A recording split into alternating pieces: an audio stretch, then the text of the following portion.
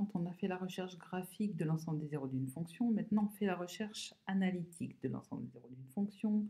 Donc, en utilisant son expression analytique, on cherche les valeurs donc, de x qui vérifient f de x est égal à 0. Et surtout, on n'oublie pas, il faut d'abord que ces valeurs de x soient bien dans le domaine de définition de f. C'est pour ça qu'ici, j'ai mis cette condition en rouge.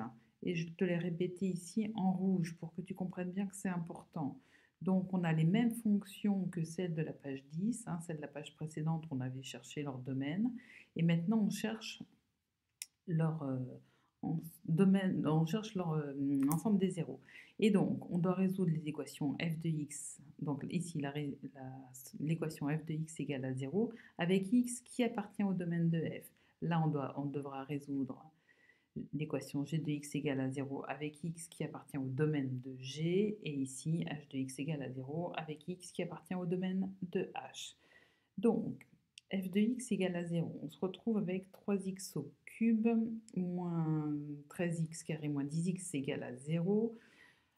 On n'a pas de formule pour résoudre une équation de degré 3, mais ici, comme on peut mettre x en évidence, on va pouvoir utiliser la règle du produit nul parce qu'en mettant x en évidence, on aura 3x carré moins 13x moins 10, entre parenthèses, fois x égale à 0, règle du produit nul, un produit est nul si l'un des facteurs est nul. Ici, on doit résoudre g de x égale à 0. Une fraction est nulle si et seulement si son numérateur est nul. Et donc, du coup, on devra simplement résoudre 7 moins 5x égale à 0. Et idem pour h de x égale à 0. Une fraction est nulle si et seulement si son numérateur est nul. Et donc, voilà pourquoi on se retrouve avec ça. Règle du produit nul, pense-y, c'est important. N'oublie pas aussi, donc une fraction est nulle si et seulement si son numérateur est nul.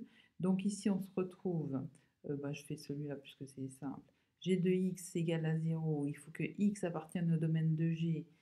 Et dans ce cas-là, si on trouve x égale à 7 cinquièmes, si 7 cinquièmes est dans le domaine de g, alors l'ensemble des zéros de g, c'est le réel 7 cinquièmes.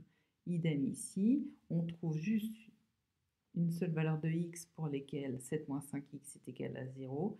Et si cette valeur est dans le domaine de h, alors le domaine de h sera l'ensemble constitué de cet unique élément. Et si cette cinquième n'appartient pas au domaine de h, comme on se rend compte ici, eh bien l'ensemble des zéros de h, ça va être l'ensemble vide. Et donc là, l'ensemble des zéros de g, c'est l'ensemble qui est constitué simplement de la fraction 7 cinquièmes. Et ici, je ne t'ai pas expliqué le détail des calculs pour les racines de degré 2, mais je pense que tu dois t'en souvenir. On utilise, donc on calcule le delta, b carré, donc moins 13 au carré, moins 4 fois a fois c. On trouve on obtient 289, et 289 c'est le carré de 17.